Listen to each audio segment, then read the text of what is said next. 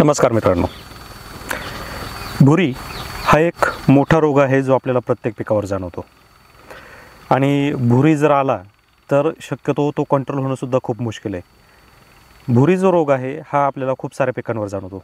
पपई असेल, मिरची असेल, काकडी असेल, कारलं असेल किंवा इतर आणखी पिकं, द्राक्षसारखी पिकं असतील, प्रत्येक पिकावर आपल्याला भुरी हा रोग जाणवतो। आणि विशेष म्हणजे खास करून बदलत्या वातावरणामध्ये किंवा बदलतं वातावरण हे भुरी रोगासाठी मोठा आमिष आहे। म्हणजे वातावरण बदललं की भुरी आली म्हणून समजायची। आणि त्यातली त्यात सगळ्यात किचकट म्हणजे मिरची हे पीक, जे तुम्ही आता आपल्या प्लॉटमध्ये पाहताय। बऱ्याच शेतकऱ्यांनी कमेंट केली की मिरची पिकावर भुरी हा प्रादुर्भाव खूप जाणवतोय।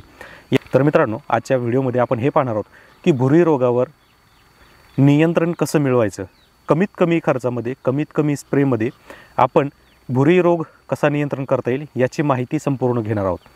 तर तुम्ही जर चॅनलवर सुरुवातीला प्रथम आला असाल तर चॅनलला सबस्क्राईब करा, सोबत नोटिफिकेशन बेल प्रेस करा, म्हणजे आलेल्या व्हिडिओचं नोटिफिकेशन तुम्हाला मिळेल। तर मित्रांनो, मिरचीवर येणारा भुरी रोग हा नक्की कधी येतो हे पहिलं जाणून घेऊयात। तर वातावरणामध्ये बदल हे तर प्रमुख कारण, पण नक्की कधी? कारण वातावरण तर 12 महिने बदलतं आहे, मग नक्की कोणत्या वातावरणामध्ये येतो? तर लक्षात ठेवा, ज्या कंडिशनमध्ये रूम टेम्परेचर आहे त्याच्यापेक्षा कमी वातावरण तयार होतं आणि त्याच दिवसामध्ये काही वेळेनंतर परत वातावरणमध्ये बदल होऊन टेम्परेचर जास्त वाढतं। म्हणजे कमी टेम्परेचर, मिडियम टेम्परेचर आणि हाय टेम्परेचर या तिन्ही अवस्था एकाच कालावधीमध्ये सापडतात। अशा वेळेस हा भुरी रोगाचा प्रादुर्भाव सगळ्यात जास्त होतो। म्हणजे आता सध्याच्या कंडिशनमध्ये सुद्धा पहाटे खूप थंडी वाजते, म्हणजे साधारणतः टेम्परेचर जे आहे अगदी 27 डिग्री सेल्सिअसच्या पण खाली येते आणि दिवसा जर पाहिलं तर 35 डिग्री सेल्सिअसच्या पण पुढे जाते। म्हणजे अवस्था दोन्हीही विरुद्ध आहेत। त्यामुळं असे वातावरण सगळ्यात जास्त घातक आहेत भुरी रोग येण्यासाठी आणि या कंडिशनला तो भुरी रोग येतोय सुद्धा। मग नियंत्रण कसं करायचं? तर नियंत्रणामध्ये मी तुम्हाला काही 2-3 टप्प्याटप्प्याने स्प्रे सांगणार आहे, तर ते आपल्याला करायचे आहेत। मुख्यतः खास करून मिरची शेतकऱ्यांसाठी, मिरची शेतकरी खूप जास्त त्रस्त आहेत आणि याच्यावर वेगवेगळे फवारणी करून सुद्धा हे काही कंट्रोल होत नाही। त्यामुळं नक्की काय करायचं तर ते मी तुम्हाला सांगणार आहे। तर सगळ्यात पहिलं आपण जैविक उपाय पाहणार आहोत। आता जैविक उपायसुद्धा बऱ्याच कंपन्या मार्केटमध्ये आहेत की जे तुम्हाला सांगतात की आमचं हे वापरा, आमचं ते वापरा, याच्याने 100% रिझल्ट येईल, त्याच्याने 100% रिझल्ट येईल। पण लक्षात असू द्या, भुरी रोग हा असा आहे की ज्याला आपण म्हणतो जसं हिऱ्यालाच हिऱ्या कापतो, सेम त्या पद्धतीचंच आपल्याला बुरशीनाशक पाहिजे। मग याच्यासाठी जे बुरशीनाशक मार्केटमध्ये अवेलेबल आहे ती आहे सुडोमोनास फ्लोरोसन्स। सुडोमोनास फ्लोरोसन्स हा एक जैविक बुरशी आहे जी इतर बुरशीजन्य रोगांना खाऊन टाकते। त्यासोबतच ज्यावेळेस आपण सुडोमोनास फ्लोरोसन्स हा आपल्याला वापरायचा आहे तर त्याचा काउंट जास्त असणं खूप महत्त्वाचं आहे। बरेच शेतकरी म्हणत असतील की आम्ही पण जैविक करतो, आम्ही पण खूप मल्टिप्लिकेशन करतो, आमच्याकडं खूप बॅक्टेरिया तयार होतो आणि मग आम्ही मारूनसुद्धा आम्हाला रिझल्ट येत नाही। अजिबात नाही। तुम्ही मल्टिप्लिकेशन करण्याच्या नादी लागाल तर तुम्ही तिथंच शक्यतो तुमचा 50% डाव हा फेल होतो। आपल्याला कधीही ज्यावेळेस भुरीसारख्या रोगावर नियंत्रण मिळवायचं असेल त्यासाठी आपल्याला हाय बॅक्टेरिया काउंट वापरणं खूप गरजेचं आहे। हाय बॅक्टेरिया काउंट म्हणजे किती? कमीत कमी 10⁻7। 10⁻7 पुढे तुमचा 1 असो, 2 असो किंवा 5 असो, मिनिमम 10⁻7 जर असेल किंवा आपण ज्याला म्हणू की 70 कोटीच्या पुढे काउंट असेल तर तुमच्या पिकासाठी अतिशय उत्तम। याला तुम्हाला मल्टिप्लाय करण्याची गरज नाही, तुम्ही डायरेक्टली आणून पाण्यामधून सोडून देऊ शकता आणि फवारणी करू शकता।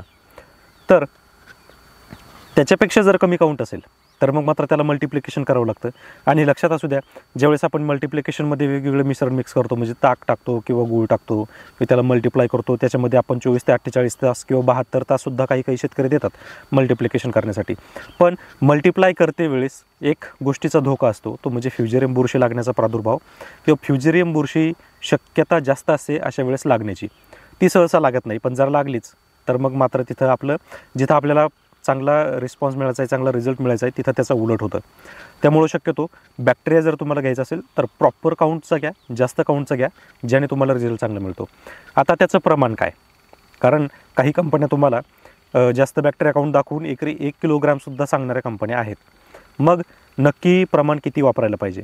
तर आता मी स्वतः पण वापरतो, तर जवळजवळ 1 बिलियन, 2 बिलियन, 3 बिलियन किंवा 5 बिलियन, अगदी 7 बिलियन काउंट असेल, बिलियनमध्ये जर काउंट असेल तर तुम्ही निश्चित स्वरूपात 200 ग्रॅम ते 250 ग्रॅम प्रति एकरसाठी वापरायचं आहे। हे आपल्याला 200 लिटर पाण्यामध्ये मिक्स करायचं आहे। त्याच्यासोबत काहीही टाकायचं नाही, ना कोणतं कीटकनाशक, ना कोणतं बुरशीनाशक, ना त्याच्यासोबत दुसरं काही। यामुळं काय होईल की जे काही प्रमाण आहे त्याचा बॅक्टेरिया आहे तो राहील, त्याच्यामध्ये काही छेडछाड होणार नाही किंवा बॅक्टेरियाला काही धोका होणार नाही आणि रिझल्टसुद्धा चांगला मिळेल.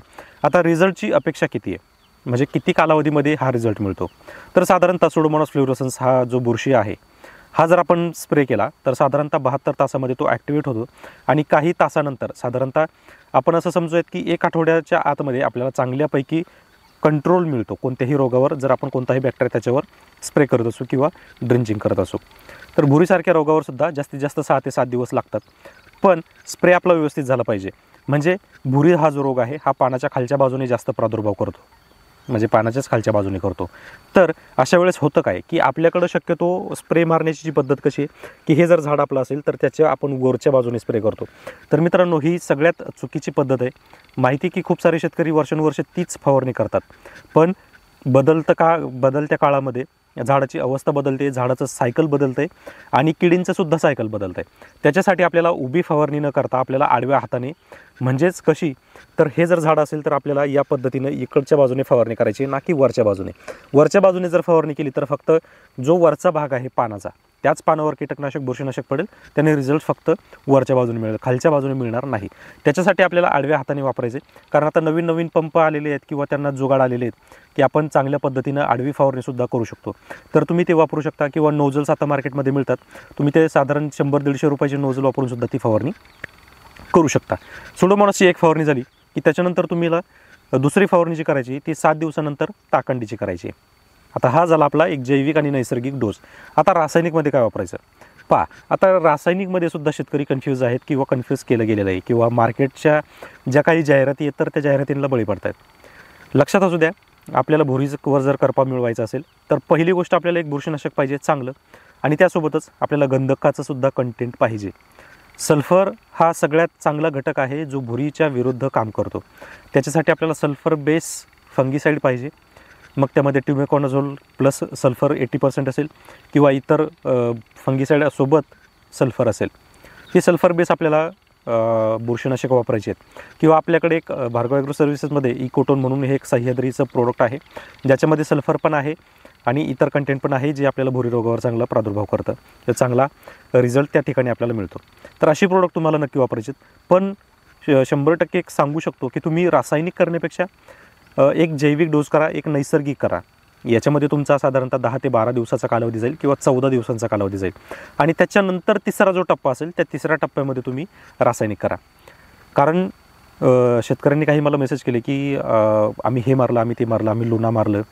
तर लक्षात असू द्या, कोणतंही कीटकनाशक किंवा कोणतंही बुरशीनाशक वापरण्यापूर्वी तुम्ही पहिला ऑप्शन जो आहे हा जैविकला द्या, दुसरा जो ऑप्शन आहे तो नैसर्गिकला द्या, आणि तिसरा जो आहे तो रासायनिकला द्या. कारण कंटिन्युअसली रासायनिक फवारणी करून होतं काय, तर जी काही आपली कीड आहे किंवा जी फंगस आहे किंवा जी इन्सेक्ट्स आहेत त्यांची कॅपॅसिटी होऊन जाते रासायनिक खतं ॲब्झॉर्ब करण्याची किंवा त्यांची त्या ठिकाणी जगण्याची सहनक्षमता वाढते. मग अशा परिस्थितीत आपण कितीही जर कितीही बुरशीनाशकं जर वापरली तर ती त्यांची पॉवर वाढवते, ना की ते मरत आहेत. तर यांना मारण्यासाठी आपल्याला एक पहिली गोष्ट, जे आपण कधी वापरलं नाही ते आपल्याला वापरावं लागणार आहे, आणि जे आपण कधी कधी वापरतो ते सुद्धा आपल्याला वापरावं लागणार आहे. म्हणजे तुम्ही जर जैविक वापरत असाल तर तुम्हाला जैविक तर वापरायचंच आहे, पण त्याच्यासोबत नैसर्गिकसुद्धा वापरायचं आहे, जे की जवळजवळ 60% शेतकरी वापरत नाहीत. लक्षात असू द्या, तुम्ही जर रासायनिक किंवा जैविक शेती करत असाल आणि तुम्ही जर नैसर्गिक कधीही केलेलं नसेल तर तुम्ही फक्त 2-3 वेळा नैसर्गिकचे स्प्रे देऊन पहा, तुम्हाला तिथं 100% रिझल्ट मिळेल. मग तो भुरी असेल, व्हायरस असेल, थ्रिप्स असेल, पांढरी माशी असेल किंवा मग अळी असेल, लष्करी अळी असेल किंवा इतर काटेरी अळे असेल, कोणतीही अळे असू द्या, तुम्ही नैसर्गिक 100% प्रॉपर औषध तयार करा आणि त्याचाच फवारणी करा. जर तुम्हाला 100% रिझल्ट नाही मिळाला तर नाव आपलं बदलून ठेवा, कारण याच्यावर तेवढे रिझल्टसुद्धा मी घेतलेले आहेत. प्रत्येक ठिकाणी एक रिसर्च करत, प्रयत्न करत, ट्रायल घेत हे रिझल्ट्स मी तुम्हाला सांगत आहे आणि ते रिझल्ट्स तुमच्या फायद्याचे आहेत. तर मित्रांनो, सांगितल्याप्रमाणे तुम्ही भुरी रोगावर नियंत्रण करू शकता. मार्केटमध्ये जाहिरातबाजीला जास्त बळी न पडता आपल्या पिकावर काय अवस्था आहे, किती प्रमाण आहे, त्याच्यावर आपल्याला काय करायचं आहे आणि कोणते डोस कधी घ्यायचे याचं नियोजन जर तुम्ही एक परफेक्ट केलं तर तुम्ही भुरी रोगावर आरामशीर नियंत्रण मिळवू शकता. बदलतं वातावरण कितीही असू द्या, फक्त एक टार्गेट डोक्यामध्ये पाहिजे की आपल्याला हे घटक आपल्याला आत्ता वापरायचा आहे, हा घटक नंतर वापरायचा आहे आणि तो घटक जो आहे तो त्याच्यानंतर वापरायचा आहे. हे एक शेड्यूल आहे, जे शेड्यूल तुम्हाला तुमच्या मनात बनवायचे, ना की जे मार्केटमध्ये शेड्यूल मिळतं आहे त्याच्यावर आपल्याला आपलं पीक उभं करायचं आहे. त्या शेड्यूलचा काही फायदा नाही आणि त्याचा होणार पण नाही. तर मित्रांनो, ही होती आपली आजची भुरी या रोगावरचं नियंत्रण.